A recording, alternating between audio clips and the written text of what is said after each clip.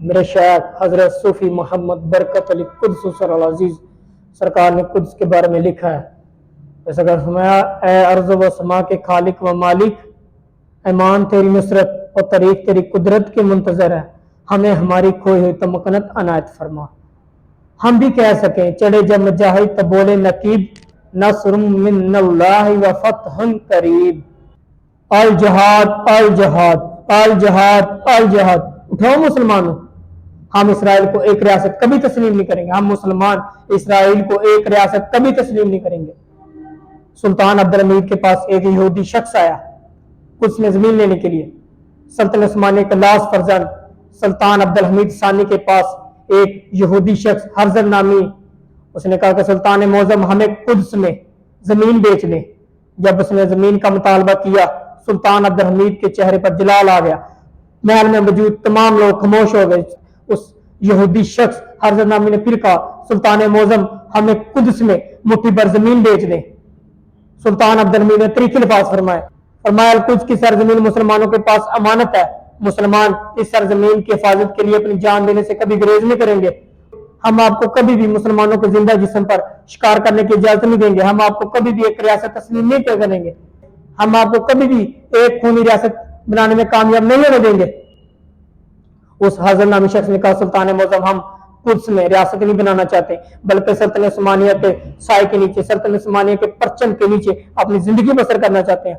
سلطان عبدالحمید نے کہا کہ آپ کے پرچم میں، آپ نے جو پرچم بنایا اس میں جو درمیان میں نشان ہے اور داؤد کے ستارے کو ظاہر کرتا ہے، نیچے اور جو اوپر لکیریں ہیں، اس کا کیا مقصد ہے؟ اس ہرزل نامی یہودی شخص نے کہا کہ سلطان معظم اس کا کوئی مقصد نہیں۔ فرمایا اگر آپ بھول چکے تو میں بتاتا ہوں، نیچے اور جو اوپر لکیریں ہیں، نیلی لکیریں ہیں، دریا فرات اور دریا نیل کو ظاہر کرتی ہیں۔ آپ دریا فرات اور دریا نیل کے درمیان ایک خونی ریاست بنانا چاہتے ہیں جس میں مسلمانوں کا خون بہایا جائے گا۔ فرمایا ہم بھی یہ اعلان کرتے ہیں، سلطان عبدالحمید نے فرمایا ہم بھی یہ اعلان کرتے ہیں جب تک ہم زندہ ہم آپ کو ایک ریاست قائم نہیں ہونے دیں گے، آپ کو کبھی کامیاب نہیں ہونے دیں گے، ہم اسرائیل کو کبھی ایک ریاست تسلیم نہیں کریں گے، چلے جاؤ یہاں سے۔ ابھی جنہوں نے کہا ہے یہ 2 اسٹیٹ کا مسئلہ ہے، وہ ہمارا پیغام غور سے سن لے۔ جو فلسطین اور اسرائیل کو 2 ریاستیں سمجھتے ہیں وہ یہ پیغام ضرور سنیں۔ جو اسرائیل کو ایک ریاست بنانے کی کوشش کر رہے ہیں، ایک ریاست تسلیم کرنے کی کوشش کر رہے ہیں، ایک ریاست بنانے میں مدد کر رہے ہیں، وہ لوگ اس دور کے سب سے بڑے نمرود، فرعون اور یزیدیت ہیں۔ وہ لوگ مسلم امہ کے کبھی خیر خواہ نہیں ہو سکتے، وہ لوگ اس دور کے سب سے بڑے یزید ہیں، وہ لوگ کبھی بھی مسلم امہ کے خیر خواہ نہیں ہو سکتے جو اسرائیل کو تسلیم کر رہے ہیں، جو اسرائیل کی مدد کر رہے ہیں۔ اسرائیل لوگ یہودی کبھی بھی کسی کے خیر خواہ نہیں ہو سکتے۔ اٹھو مسلمانوں، الجہاد الجہاد، اٹھو مسلمان، اگر کچھ نہیں کر سکتے تو اپنے علم کے ذریعے جہاد کرو۔ اور کل کو رسول اللہ صلی اللہ علیہ وسلم نے ہم سے پوچھ لیا، ہمارے آقا نے ہم سے پوچھ لیا تو ہم کیا جواب دیں گے؟ حضور نے کہا، حضور نے فرمایا نہیں اگر کچھ نہیں کر سکتے تو اپنے علم کے ذریعے جہاد کرو، جہاد بال علم تو کرو۔ یہ جو کہیں گے طاقت کافی نہیں تو کہیں گے ایمان طاقت ہے، یہ جو کہیں گے عقل کافی نہیں تو کہیں گے کوشش کافی ہے، یہ جو کہیں گے زندگی کافی نہیں تو کہیں گے تاریخ کافی ہے، یہ جو کہیں گے یہ جہاں تمہارا نہیں تو کہیں گے اللہ کافی ہے، ہمارے لیے اللہ ہی کافی ہے۔ اٹھو مسلمانوں، ہم کیا جواب دیں گے رسول اللہ صلی اللہ علیہ وسلم کو؟ حضور نے ہم سے پوچھ لیا تو ہم کیا جواب دیں گے؟ مسلم امہ کی بیٹیاں کیسے تڑپ کر رو رہی ہیں، ہمیں پکار رہی ہیں۔ فلسطین میں سب سے زیادہ پکارا جا رہا جو نام ہے نا وہ پاکستانیوں کا ہے، تو پاکستان کے بھائی، مسلم امہ کے بھائی، جو اسلام ممالک کی فوج بنائی گئی تھی وہ کس لیے استعمال ہوگی؟ وہ ہمیں پکار رہے ہیں، ہم کب ان کی مدد کریں گے؟ ہم کیا رسول اللہ صلی اللہ علیہ وسلم کو جواب دیں گے؟ حضور نے ہم سے پوچھ لیا تو ہم کیا جواب دیں گے؟ کوئی جواب سوچا اللہ کے نبی؟ روز محشر ہم کیا منہ دکھائیں گے ان کو؟ ان چھوٹے چھوٹے بچوں کو کیا جواب دیں گے؟ کیا جواب دیں گے؟ 2 سال کے بچے پر 2 ماہ کے بچوں نے پتھر پکڑے ہوئے ہیں، ہماری ایٹمی طاقت کیا کرے گی ان کے سامنے؟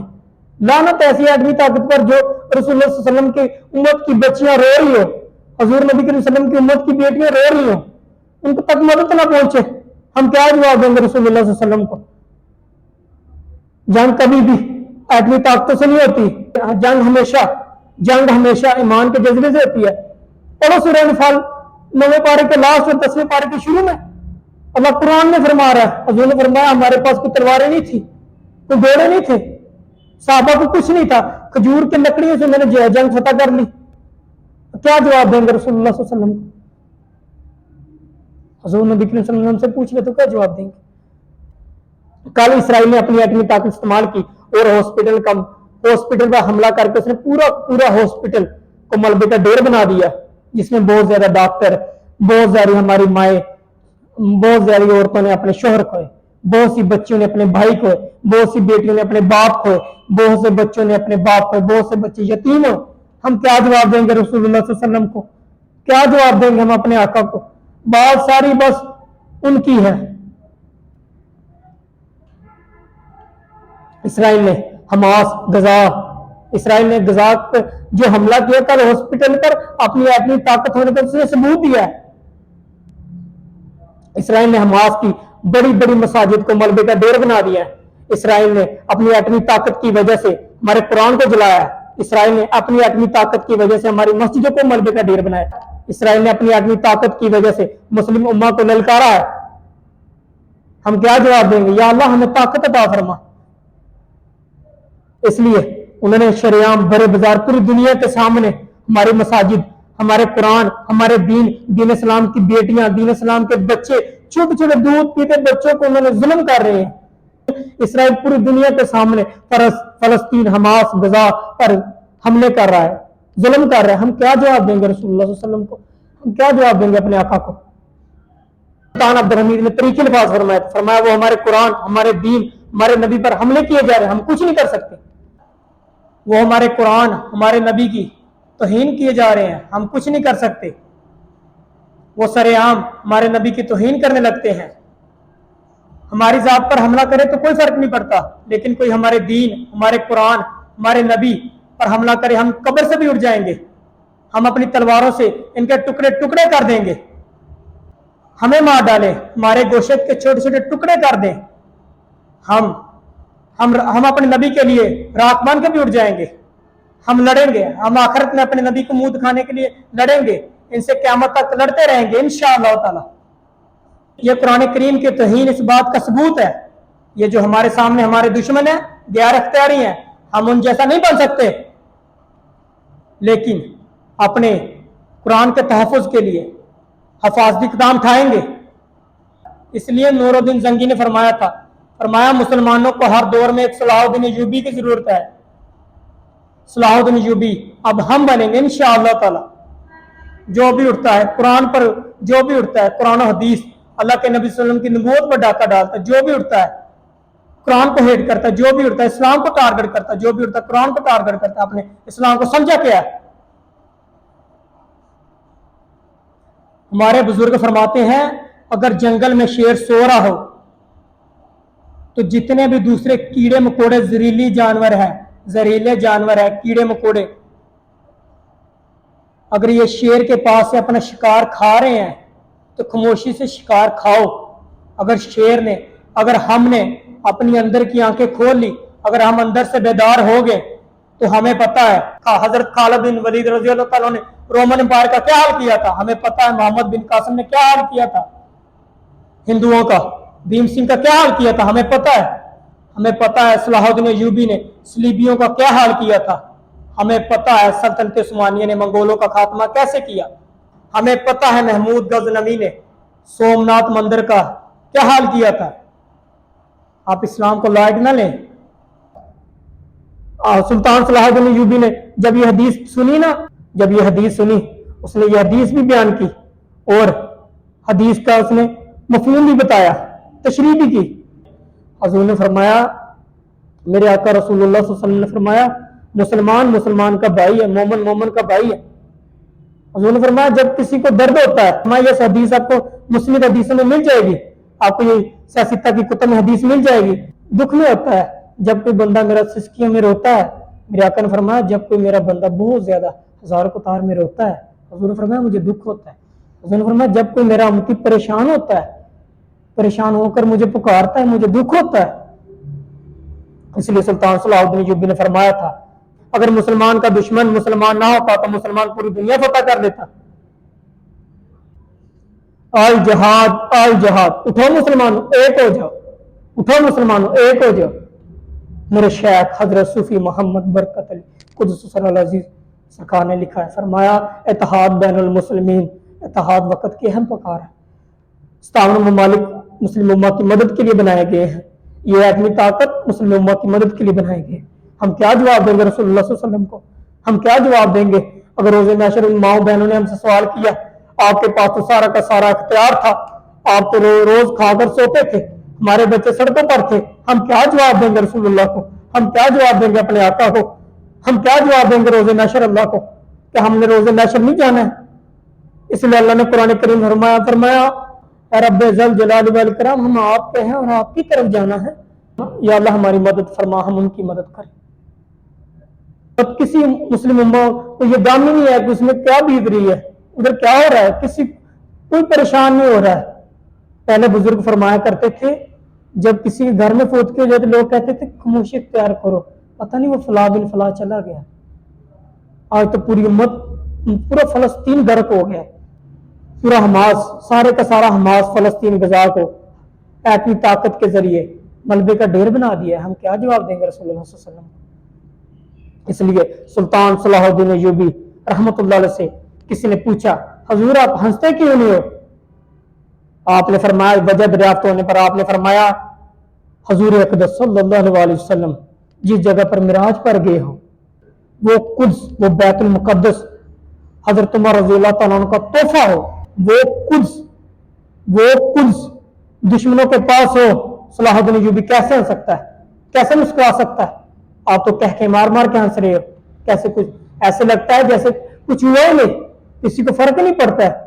بھائی ادھر مسلم امت کی بیٹیاں، حضور کی امت کی بیٹیوں کو شراب سے نلا رہے ہیں، ہم کیا جواب دیں گے؟ حضور کی امت کے چھوٹے چھوٹے بچوں کو بھوکا سوا رہے ہیں، وہ ان ایٹمی طاقتوں کی وجہ سے، ایٹمی حملوں کی وجہ سے وہ شہید ہو رہے ہیں۔ ہم کیا جواب دیں گے رسول اللہ صلی اللہ علیہ وسلم؟ ہم کیا جواب دیں گے اپنے آقا؟ میرے شیخ نے فرمایا اتحاد وقت کی اہم پکار ہے، فرمایا اکٹھے ہو جاؤ، اے لوگوں اکٹھے ہو جاؤ، ایک ہو جاؤ۔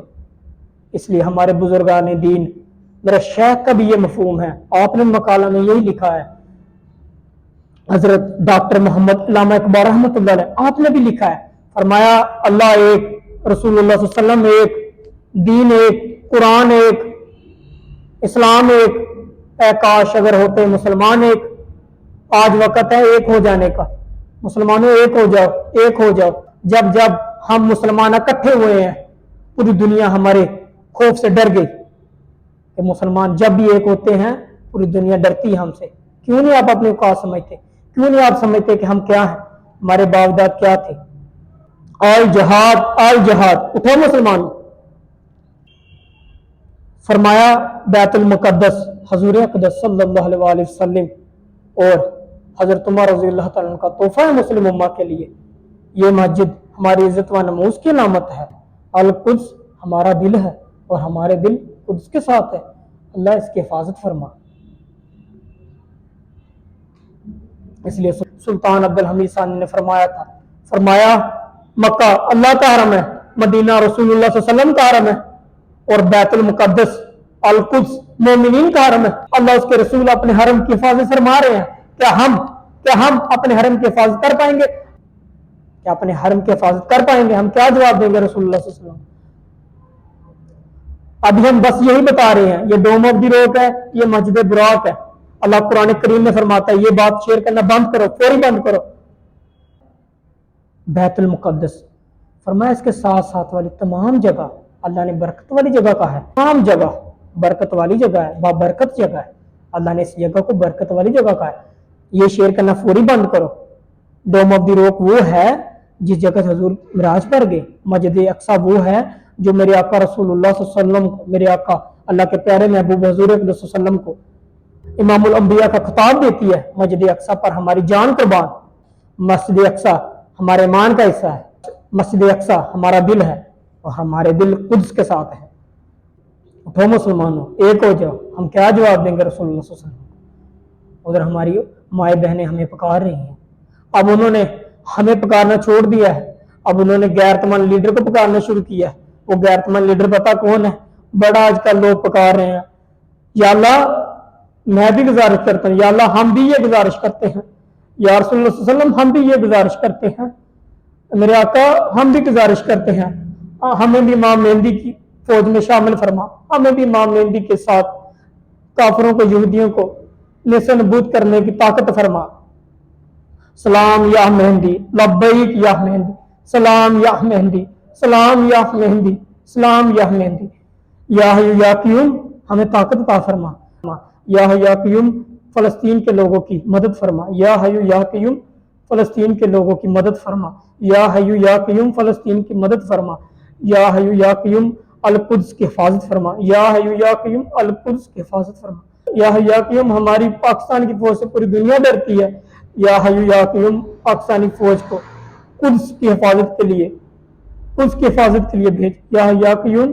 رسول اللہ صلی اللہ علیہ وسلم میرے آقا جب پوچھے تو ہم کیا جواب دیں گے؟ یا حی یا قیوم حضور ہمیں معاف فرمائے، ہم قدس کے لوگوں کی مدد نہیں کر پا رہے، حضور ہمیں قدس کی مدد کرنے کی طاقت فرما، یا حی یا قیوم، یا حی یا قیوم کرم کیجیے، یا اللہ یا رسول اللہ صلی اللہ علیہ وسلم کرم کیجیے، یا حی یا قیوم فلسطین، حماس، غزہ، لبنان تمام مسلم امہ کی مدد کیجیے، یا حی یا قیوم القدس کی بیٹیاں مسلمان بھائیوں کو پکار رہی ہیں، یا حی یا قیوم مدد فرما دیجیے، یا حی یا قیوم القدس کی مدد فرما دیجیے، حضور قدس پر کرم کیجیے، اے میرے آقا یا رسول اللہ صلی اللہ علیہ وسلم حضور قدس پر کرم کر دیجیے، حضور ایک دفعہ پھر قدس آپ کا منتظر ہے، قدس آپ کا منتظر ہے، یا حی یا قیوم قدس کی مدد فرما دیجیے۔